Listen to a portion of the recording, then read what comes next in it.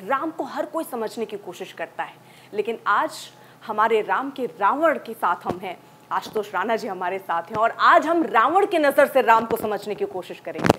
सबसे पहले एक रावण के किरदार में है आप, क्या अद्भुत अनुभव आप अभिनय कर रहे हैं, क्या अनुभव रहा आपका और राम को आप कैसे डिस्क्राइब करेंगे?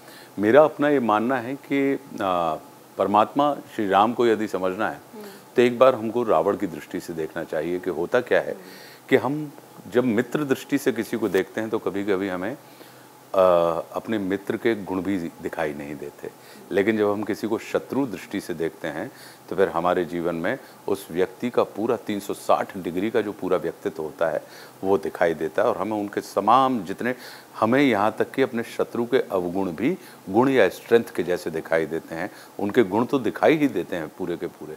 जो अच्छे शत्रु होते हैं वे अपने कभी भी शत्रु को अंडर एस्टिमेट नहीं करते हैं, वे हमेशा उसको एलिवेट करने का प्रयास करते हैं।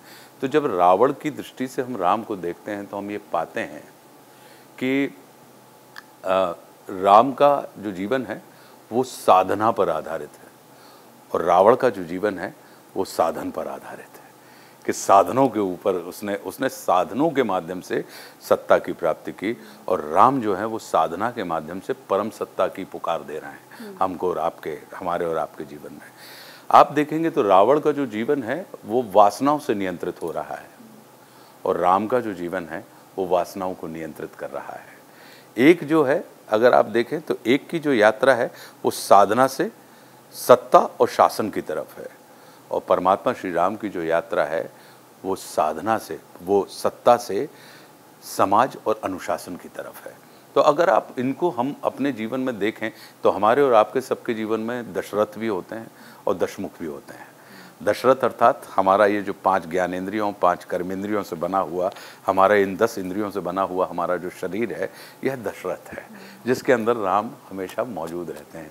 राम को अगर हम वेदांत की भाषा में चले जाएं तो रोम रोम में प्रकाशित होने वाली चेतना को राम कहा जाता है। राम अर्थात ज्ञान, लक्ष्मण अर्थात वैराग्य, भरत अर्थात प्रेम और शत्रुघ्न अर्थात साहस।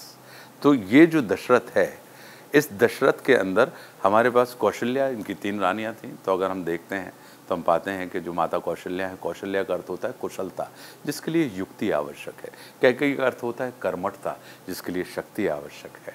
और सुमित्रा का अर्थ होता है भक्ति, भक्ति आवश्यक है, मतलब मित्रता से भरा हुआ हृदय सबके प्रति, तो उसके लिए भक्ति आवश्यक है। तो यदि जैसे महाराज दशरथ ने अपनी युक्ति अर्थात कौशल्या, अपनी शक्ति अर्थात कैकेयी और अपनी भक्ति अर्थात सुमित्रा के साथ सुंदर संतुलन स्थापित करके रखा था, यदि हम भी अपनी युक्ति, शक्ति और भक्ति के बीच में सुंदर तालमेल स्थापित कर लें तो हमारे जीवन में भी ज्ञान रूपी राम, लक्ष्मण रूपी वैराग्य, भरत रूपी प्रेम और शत्रुघ्न रूपी साहस का उदय हो जाएगा। और फिर हम जैसा कि कहते हैं कि कहाँ हुआ था जन्म, बोले अयोध्या में हुआ था। अयोध्या का अर्थ होता है जहाँ पे युद्ध नहीं होता या जिसे युद्ध में नहीं जीता जाता। तो इस नाते हमारी जो पूरी देह है वो अयोध्या में रूपांतरित हो जाएगी, अर्थात कॉन्फ्लिक्ट, हम द्वंद्व रहित हो जाएंगे। हमारे अंदर जो लगातार युद्ध चलता रहता है, जो द्वंद्व चलता रहता है हमारे अंदर, सकार वृत्ति और नकार वृत्ति के अंदर, पॉजिटिव और नेगेटिव के अंदर, तो हम द्वंद्व रहित जब हो जाएंगे फिर हम खंडित जीवन नहीं जिएंगे, फिर हम अखंड जीवन जिएंगे। हमारे पास दृष्टि खंडित नहीं होगी, फिर हमारे पास दृष्टि जो होगी वो अखंड दृष्टि होगी। तो यदि अगर उसको उस तरीके से देखें कि ये जो हमारे आपके सबके जीवन की जो यात्रा है वो दशरथ से दशमुख की ओर यात्रा है। तो दशमुख यानी अपनी वासनाओं के ऊपर भी जिसने विजय प्राप्त कर ली, दशमुख के ऊपर विजय प्राप्त कर ली, वही व्यक्ति कहीं ना कहीं नर से नारायण की प्राप्ति कर पाता है।